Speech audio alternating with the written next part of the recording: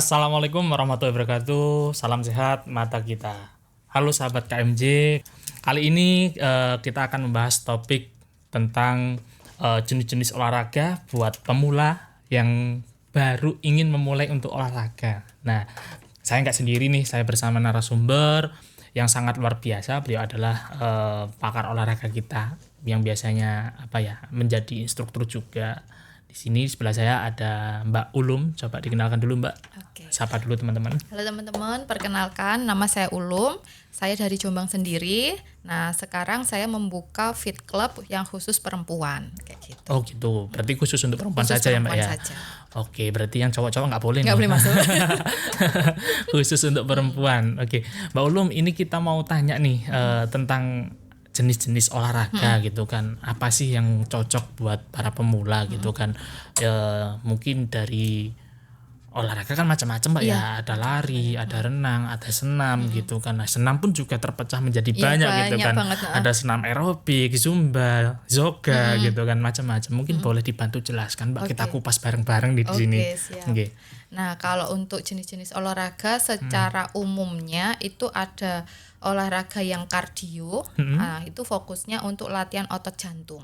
Oke. Nah, kemudian ada latihan beban. Nah, kalau latihan beban atau kalistenik, nah ini ada pecah lagi latihan beban itu ada yang pakai alat, ada yang tanpa alat. Nah, kalau yang pakai alat bisa angkat beban atau pakai dumbbell kayak gitu. Nah, kalau yang tanpa alat itu kita ada kalistenik atau yang sering disebut workout. Kayak gitu. Oke. Nah, kalau yang untuk pemula sekarang lagi banyak orang trennya atau viralnya itu kardio, lari. Nah, cuman kalau untuk pemula tidak disarankan. Tiba-tiba biasanya tidak olahraga, tiba-tiba langsung masuk ke lari. Rawan cedera di otot kakinya. Betul. Nah, yang disarankan lebih saran kalau memang mau ikutan tren lari lebih baik jalan. Tapi kita juga ada olahraga yang namanya yoga. Nah, ini untuk pemula friendly banget karena gerakannya itu tidak terlalu berat, sering digunakan atau bermanfaat untuk teman-teman yang mager, belum pernah olahraga atau banyak duduk di kantoran, akhirnya punggungnya kaku. Betul, Nah, kayak itu saya. itu lakukan Iya. yoga itu enak banget, merilekskan otot-otot yang kaku. Selain olahraga, rileks dari capeknya itu juga bermanfaat kayak gitu. Untuk kesehatan ya Mbak juga, ya. iya. Oke, benar-benar. Berarti tadi untuk pemula yang pertama kan emang ada kardio tadi ya, latihan angkat beban gitu kan. Terus yang kedua lari-lari, lagi tren fun run gitu kan ya. Betul. Yang ketiga baru yoga itu ya. Itu yoga berarti yang sangat pas untuk pemula. Menurut Mbak belum? Lebih kalau tergantung ininya sih, tergantung peminatnya. Tapi saat ini teman-teman banyak yang menanyakan untuk kelas yoga kalau di tempat saya. Oh gitu. Jadi banyak peminat malah nanya-nanya tentang yoga. Yoga kapan Mbak? Iya, kayak gitu. Ada kelas yoga kapan kayak gitu. Untuk pemula yoga bisakah kayak gitu. Jadi selain lari, sekarang banyak orang-orang yang cari kelas yoga kayak gitu.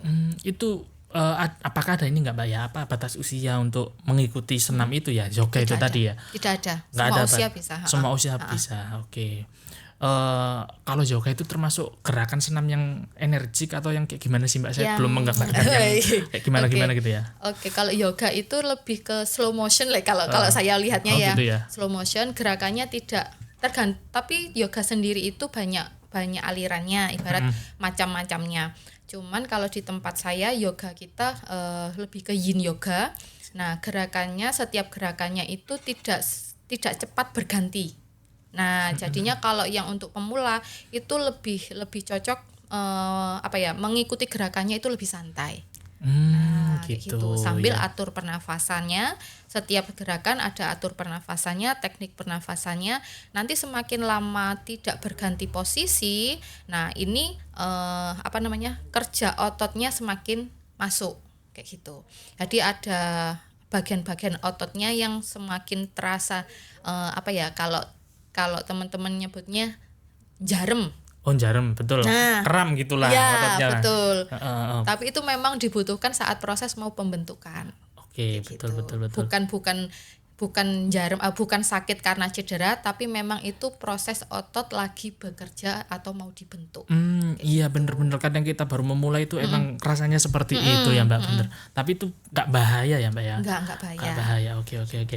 Kalau ini Mbak berarti Zumba itu kalau disangkut pautkan dengan kesehatan itu menyehatkan bagian yang mana, otot yang mana atau Yoga. Betul. Kalau yoga ini kita bisa untuk latihan otot jantung, kemudian juga untuk pernafasan.